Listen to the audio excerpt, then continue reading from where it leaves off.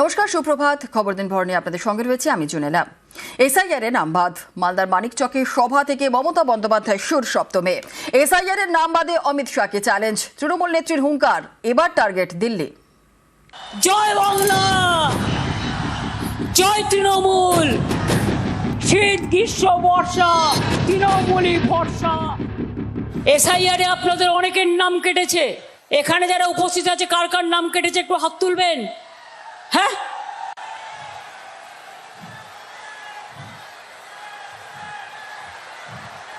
এই ছবিটা ভালো করে তোলো তো, ভিডিও করো এটাকে। তাহলে ভোট দেবে কে? বিজেপি ভ্যানিশ ওয়াশিং মেশিন, সব ভোটাধিকার কেড়ে নেবেন মানুষের। এটা কি হচ্ছে? বিজেপি দালালি করতে গিয়ে গণতন্ত্রের নামে মকারি অফ ডেমোক্রেসি হচ্ছে। অমিত শাহকে চ্যালেঞ্জ জানাচ্ছি, ক্ষমতা থাকলে এইখানে দাঁড়িয়ে মিটিং করে এই যাদের নাম কেটেছে তাদের সাথে দেখা করে কথা বলুন। আপনি দেশের স্বরাষ্ট্রমন্ত্রী। ভোটের বাংলায় গরম মালদা। শনিবার মালদায় 3টি সভা, মানিকচক, মালতীপুর এবং গাজলে সভা করেন মমতা বন্দ্যোপাধ্যায়। প্রতিটি সভা থেকে বিজেপির বিরুদ্ধে সুর চড়ান। এসআইআর এর নামবাদের প্রতিবাদে মানিকচকের সভা থেকে অমিত শাহকে চ্যালেঞ্জ। অমিত শাহকে চ্যালেঞ্জ জানাচ্ছি, ক্ষমতা থাকলে এইখানে দাঁড়িয়ে মিটিং করে এই যাদের নাম কেটেছে তাদের সাথে দেখা করে কথা বলুন। আপনি দেশের স্বরাষ্ট্রমন্ত্রী, ফোন করে করে নির্দেশ দেন সবাইকে, মুসলিম দেখলেই মালদায় ভোট কাটো, মুর্শিদাবাদে ভোট কাটো, তিয়াট্টে ভোট কাটো। এমনকি আমার কনস্টিটিউন্সিতেও 1.5খানা ওয়ার্ড আছে, সেখানেও ভোট কেটে দিয়েছে 40,000 ভোট। 2026 সালে দিল্লিতে বিজেপি সরকারের পতন হবে। আমরা যদি একটু বুঝে থাকি, আমরা যদি একটু ভারতবর্ষকে চিনে থাকি। বাংলায় জিতে ওরা বাংলাকে টার্গেট করেছে, আমরা দিল্লিকে টার্গেট করছি। আগামী দিন তৈরি থাকুন মোটা ভাই। ইভিএম মেশিন সেন্ট্রাল গভর্নমেন্ট তৈরি করে, কোন মেশিন খারাপ হলে সেই মেশিনে ভোট করতে দেবেন না। কাউন্টিং এর 4 দিন যদি লোডশেডিং করে দেয়, সেন্ট্রাল ফোর্স আপনাকে ঢুকতেও না দেয়, মা বোনেরা এই 4 দিন রাত জেগে পাহারা দেবেন। এই কদিন লক্ষ্য রাখবেন ট্রেনে করে গুন্ডা যেন না ঢোকে। আর খোদ কেন্দ্রীয় সরকারের মধ্যে ইনভলভ, কারণ কেন্দ্রীয় সরকারের এজেন্সিকে দিয়ে এই সব করাচ্ছে, মাথায় রাখবেন। সব কাজ ভুলে প্রথম সবাইকে অ্যাপ্লিকেশন যাতে করতে পারে ট্রিব্যুনালে, ফর্মটা দেখে নিন, দরকার হলে পার্টি অফিস থেকে চেয়ে নিন। মিটিং মিছিল পরে করবেন, মানুষের নামটা আগে তুলুন। মিটিং মিছিল করার দরকার নেই, বাংলার মানুষ তৈরি আছে, বাংলাকে রক্ষা করতে হবে। এই কাজটা আমার 1 নম্বর প্রায়োরিটি। বাংলার বাইরে বেরোলে রাজস্থানেও অত্যাচার, ব্যাঙ্গালোরে কংগ্রেস রাজ্যে অনেক পরিযায়ী শ্রমিককে বাংলা ভাষায় কথা বলার জন্য যেমন বিজেপি রাজ্যে অত্যাচার করা হয়েছে, ব্যাঙ্গালোরে কংগ্রেস রাজ্যেও করা হয়েছে। তামিলনাড়ুতেও সরকারে কংগ্রেস আছে, স্ট্যালিনদের সাথে ওখানেও অত্যাচার করা হয়েছে। তখন আপনারা কোথায় ছিলেন? লজ্জা নেই? লজ্জা করে না? বাংলায় চিরকাল সিপিএম এর সাথে জোট করেছ, তরমুজ পার্টি, এখন তরমুজ খরমুজ এক হয়ে গেছে। আমরা লড়ছি মানুষের জীবনের জন্য, মানুষের ভোটাধিকারের জন্য, আর কংগ্রেস সিপিএম বিজেপি এখানে লড়ছে আপনার ভোট কাড়ার জন্য, আপনার অধিকার কাড়ার জন্য। আশা করি শুভ নববর্ষে আপনাদের আম আর আমসত্ত্বের উপহার এবার যেন তৃণমূল কংগ্রেস পায়, কারণ লোকসভাতে পায়নি, বিধানসভায় যেন পায়, এটা আপনাদের কাছে আবেদন জানিয়ে গেলাম। নিউজ 18 বাংলা। সাপ্লিমেন্টারি তালিকায় নামবাদ, মাথাভাঙায় স্ত্রীর নামবাদ, আতঙ্কে স্বামীর মৃত্যুর অভিযোগ। বীরভূমের নামবাদের আতঙ্কে মৃত্যু বৃদ্ধের। গাইঘাটায় মহিলা বিএলওকে হেনস্থা। ভোটার তালিকায় নামবাদের অভিযোগে নানান জায়গায় ক্ষোভ বিক্ষোভ।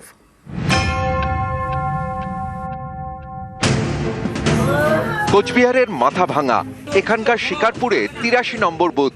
অভিযোগ, এই বুথে স্ত্রীর নাম বাদ যাওয়ার আতঙ্কে স্বামীর মৃত্যু। মৃতের নাম আমির হোসেন, বয়স 40। ইটভাটায় কাজ করে দিন চলে এই পরিবারের। পরিবারের অভিযোগ ৮৩ নম্বর বুথে নাম বাদ গেছে ৩৫ জন ভোটারের। সেই তালিকায় নাম রয়েছে আমির হোসেনের স্ত্রী নার্গিস বিবির নাম। স্ত্রীর নাম ভোটার তালিকা থেকে বাদ যাওয়ায় বেশ কয়েকদিন ধরে আতঙ্কে ছিলেন বলে দাবি। শুক্রবার রাতে অসুস্থ হয়ে মৃত্যু হয় আমিরের। কাগজের ব্যাপারে ওনার স্ত্রীর নাম না ওঠার কারণে ওনার স্ত্রী স্বামীর কাছে সবসময় ফোনে যোগাযোগ করতো, ওনার ভোটার লিস্টে নাম ওঠেনি, ওনার স্ত্রীর নাম ওঠে নেই, সেটা উনি টেনশন করতো সবসময়। কালকে রাত্রি আনুমানিক 11টা নাগাদ আমাদের বাড়িতে ফোন আসে যে উনি হার্ট অ্যাটাক করছে, হাসপাতালে নিয়ে যাওয়া হয়েছে, আধা ঘন্টা পরে চিকিৎসক বলছে উনি মৃত। ভোটার তালিকা থেকে নাম বাদ, সেই আতঙ্কে মৃত্যুর অভিযোগ বীরভূমের শিউরি। এখানকার হাজরাপুরের 246 নম্বর বুথে নাম বাদ যাওয়ার আতঙ্কে মৃত্যু হয় এক বৃদ্ধের। মৃতের নাম আরমান আলী, বয়স 95। মারা গেল বলতে ওর নাম এসআইআরে পড়েছিল, নিয়ে কালকে রাত 8টার সময় খবর পাই যে লিস্ট থেকে নাম সব ডিলিট হয়ে গিয়েছে, ওই আতঙ্কে মারা গেছে। কখন লিস্ট পেয়েছেন আপনার? রাত 8টায়। মারা গেছেন কখন? রাত সাড়ে 8টা 9টার মধ্যে। দার্জিলিং এর ফাঁসি দেওয়া এখানকার মালিগঞ্জে 221 নম্বর বুথে মোট 1134 জন ভোটার। অভিযোগ, এই বুথে 500রও বেশি নাম বিচারাধীন। সাপ্লিমেন্টারি তালিকায় বাদ পড়েছে 380 জনের নাম। বাসিন্দাদের অভিযোগ, বাদ যাওয়া নামের বেশিরভাগই মুসলিম ভোটার। নাম বাদের প্রতিবাদে রাস্তা আটকে বিক্ষোভ দেখান তারা।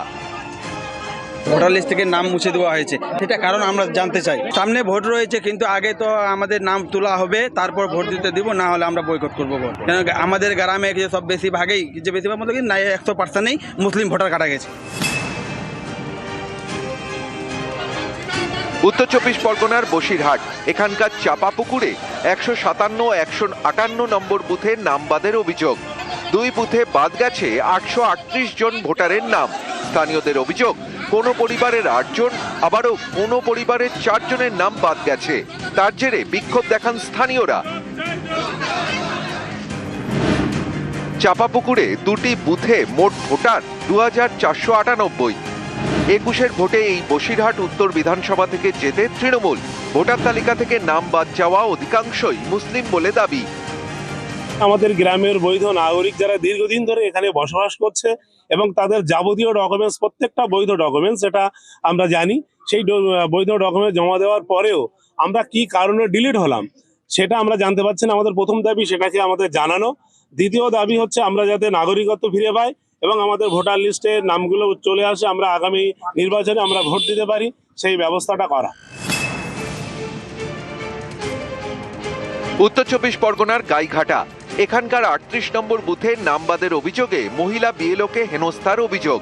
ওই বুথের বিএলও নমিতা দাস প্রামাণিক। বাসিন্দাদের অভিযোগ, এই বুথে 872 জন ভোটার, বাদ গেছে 30 জনের নাম। কেন নাম বাদ তার কারণ জানাতে পারেননি বিএলও। সেই অভিযোগে তাকে হেনস্থা করা হয় বলে দাবি। আমি পয়সা খেয়ে নাকি ভোট কাটছি, যাদের বাংলাদেশি লোক টোক এইসব উল্টো পাল্টা কথাবার্তা বলে আমার হেনস্থা করছে সবাই মিলে। বেরোতে না পেরে আমি আমার অফিসিয়াল এআরও ম্যামকে ফোন করি, তারপরে আমাদের এআরও ম্যাম পুলিশ আসে, ওখান থেকে আমাকে রেস্কিউ করে নিয়ে আসে। রাস্তাঘাটে বেরোতে গেলে সবসময় একটা টেনশন কাজ করছে যে কি হবে, এরপরে কাজ করতে গেলে ফিল্ডে কি হবে। পশ্চিম মেদিনীপুরের দেবড়া এখানকার বাড়াগড়ে 83 নম্বর বুথ। অভিযোগ, এই বুথেও নাম বাদ পড়েছে 138 জন ভোটারের। তার মধ্যে 77 জন মহিলা ভোটার বলে দাবি। নাম বাদ যাওয়ায় জেলা শাসকের দপ্তরে লিখিত আবেদন করেন তারা। ভোটার কার্ডের নাম আসে নাই, অনেক জায়গায় অ্যাপ্লাই করেছি, তাও আসে নাই। মানে এবারে এখানে ভোটের নাম কেটে গেছে, বিডিও অফিসে জমা করেছি, তাও আসে না। আমার মেয়ের আসছে, বইয়ের আসছে, আমার আসে না। নিউজ 18 বাংলা। শনিবার খড়গপুর সদরে দিলীপ ঘোষের মনোনয়ন, আর দিলীপের মনোনয়নে বিজেপির ঐক্য। দিলীপ ঘোষের পাশে শুভেন্দু অধিকারী। দিলীপের রোড শোয়ে দিল্লির মুখ্যমন্ত্রী রেখা গুপ্তা।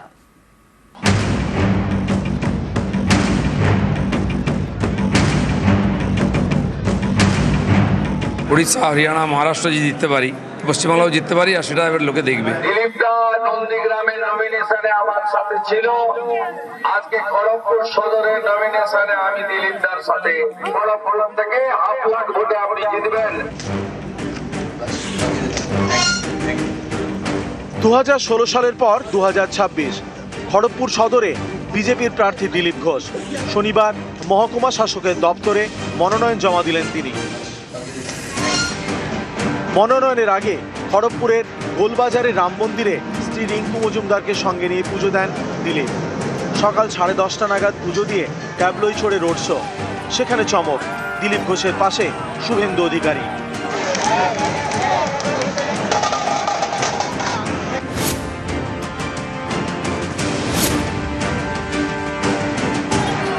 শুক্রবার বিজেপিতে ঐক্যের ছবি, খড়গপুরে পাশাপাশি দিলীপ শুভেন্দু।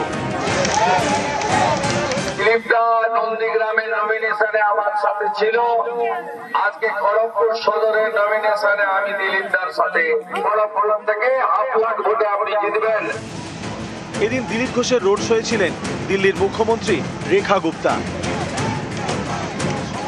ये रैली बता रही है कि बंगाल की जनता ने मन बना रखा है कि इस बार ममता दीदी बाहर और मोदी सरकार अंदर, कमल फूल सरकार बंगाल में बनेगी ताकि डर का, भ्रष्टाचार का, अत्याचार की सरकार का नाश हो और विश्वास के साथ विकास की, प्रगति की राह पर बंगाल आगे बढ़े। मोदी जी के नेतृत्व में बंगाल तरक्की करेगा, डबल इंजन की सरकार बनेगी। 21 বিধানসভা ভোটে শুভেন্দু এবং দিলীপ কাঁধে কাঁধ মিলিয়ে লড়েছিলেন। এবারের ভোটে জোড়া আসনে প্রার্থী শুভেন্দু অধিকারী, কলকাতার ভবানীপুর এবং পূর্ব মেদিনীপুরের নন্দীগ্রাম। 30 মার্চ নন্দীগ্রামে মনোনয়ন জমা দেন শুভেন্দু। তার রোড শোয়ে ছিলেন দিলীপ ঘোষ। আর এদিন দিলীপের মনোনয়নের রোড শোয়ে পাশে শুভেন্দু। 50,000 ভোটে জিতবে দিলীপ ঘোষ। আর অবিভক্ত মেদিনীপুরের 35টা সিটে। 2021-এ বিজেপির স্লোগান ছিল আপ কি বার 200 পার, কিন্তু তাদের থামতে হয় 77-এ। তারপর বিজেপির রাজ্য সভাপতি বদল হয়। দিলীপ ঘোষের জায়গায় রাজ্য সভাপতি হন সুকান্ত মজুমদার। তারপর থেকে দিলীপ ঘোষ যেন আস্তে আস্তে কোণঠাসা। পরিস্থিতি এমন জায়গায় পৌঁছয় যে 24-এর ভোটে মেদিনীপুরের আসনটি চেয়েও দিলীপ ঘোষ পাননি। তাকে দাঁড় করানো হয় বর্ধমান দুর্গাপুরে। সেখানে হেরে যান দিলীপ ঘোষ। এবার সামনে আরেকটা বিধানসভা ভোট। এর আগে গত বছর জুলাই বিজেপির রাজ্য সভাপতি হন শ্রমিক ভট্টাচার্য। তিনি দায়িত্বে এসেই নতুন পুরনো একজোট হয়ে লড়াইয়ের বার্তা দেন। তারপরেই দেখা গিয়েছে ক্রমেই আবার ফর্মে ফিরছেন দিলীপ। এবার তাকে ফের দাঁড় করানো হয়েছে খড়গপুর সদর থেকে। 2016 সালে এই আসন থেকেই তিনি প্রথমবার বিধায়ক হন। 21-এ জেতেন হিরণ, কিন্তু তার জায়গায় এবার দিলীপকে টিকিট দিয়েছে বিজেপি। দিল্লি তো একটা রাজ্য মাত্র, ওটা আমরা জিতিয়ে দেখিয়ে দিলাম যে কোনো ইলেকশন জিততে পারি। উড়িষ্যা, হরিয়ানা, মহারাষ্ট্র যদি জিততে পারি, পশ্চিমবাংলাও জিততে পারি, আর সেটা এবার লোকে দেখবে। পশ্চিমবাংলায় সার্বিকভাবে মানুষ পরিবর্তন চাইছে। মহিলা, পুরুষ, যুবা, আদিবাসী, বনবাসী, শিক্ষিত, অশিক্ষিত, বেকার, চাকরিজীবী সবাই চাইছে পরিবর্তন। এদিন দিলীপ ঘোষ সহ মনোনয়ন জমা দেন খড়গপুর গ্রামীণ, দাঁতন, নারায়ণগড়, সবং, পিংলা, ডেবরা এবং কেশিয়াড়ির বিজেপি প্রার্থীরা। নিউজ 18 বাংলা। পথ দুর্ঘটনায় জখম বিজেপি প্রার্থী, জখম শীতলকুচির পদ্ম প্রার্থী সাবিত্রী বর্মন। ভোট প্রচার সেরেই বাড়ি ফেরার পথে দুর্ঘটনা। মাথাভাঙার শিকারপুরে নয়নজুলিতে গাড়ি, আর নিয়ন্ত্রণ হারিয়েই নয়নজুলিতে পদ্ম প্রার্থীর গাড়ি। মাথাভাঙা হাসপাতালে ভর্তি জখম পদ্ম প্রার্থী। পথ দুর্ঘটনায় জখম বিজেপি প্রার্থী, জখম শীতলকুচির পদ্ম প্রার্থী সাবিত্রী বর্মন। ভোট প্রচার সেরে বাড়ি ফেরার পথে দুর্ঘটনা। মাথাভাঙায় শিকারপুরে নয়নজুলিতে তার গাড়ি পড়ে যায়। নিয়ন্ত্রণ হারিয়ে নয়নজুলিতে পদ্ম প্রার্থীর গাড়ি। মাথাভাঙা হাসপাতালে ভর্তি জখম পদ্ম প্রার্থী। গাড়ি পুরো স্পিডে ছিল, ট্রাকটা আমাদের সামনে চলে আসছিল, তো ট্রাকের হাত থেকে বাঁচানোর জন্য গাড়িটা সাইড করে নিয়ে যাওয়ার মতো গাড়িটা পড়বে। কখনো চড়া রোদ, রাস্তায় বেরোলেই ঘাম, আবার কখনো বৃষ্টি, আকাশের মুখ ভার। এপ্রিলের শুরুতেই বাংলায় মিলিজুলি আবহাওয়া, আর তার মধ্যেই জোর কদমে চলছে ভোট প্রচার।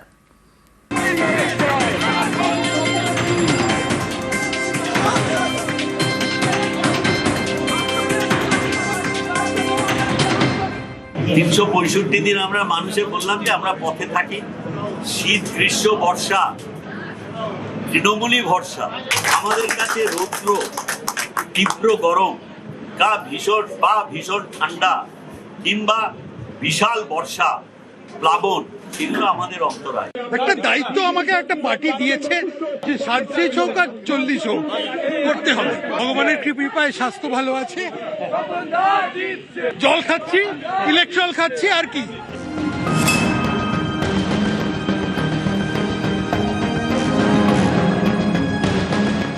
চড়া রোদ,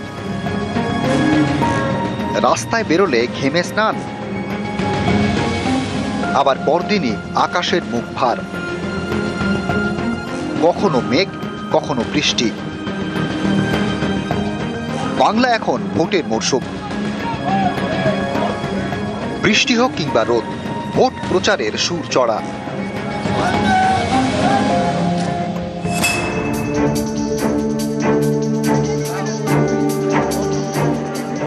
গত কয়েকদিন ধরেই চৈত্রের গরমে পুড়ছে বাংলা, তার মধ্যে ভোটের গরম, রাজ্য জুড়ে চলছে প্রচার। পশ্চিম বর্ধমানের দুর্গাপুর পূর্ব বিধানসভা কেন্দ্র, তীব্র গরম, চড়া রোদ, তার মধ্যেই প্রচার এখানকার তৃণমূল প্রার্থী প্রদীপ মজুমদার। বয়স ৮০ কোটায়, কিন্তু প্রচারে খামতি নেই। ৩৬৫ দিন আমরা মানুষে বললাম যে আমরা পথে থাকি, শীত গ্রীষ্ম বর্ষা তৃণমূলই ভরসা।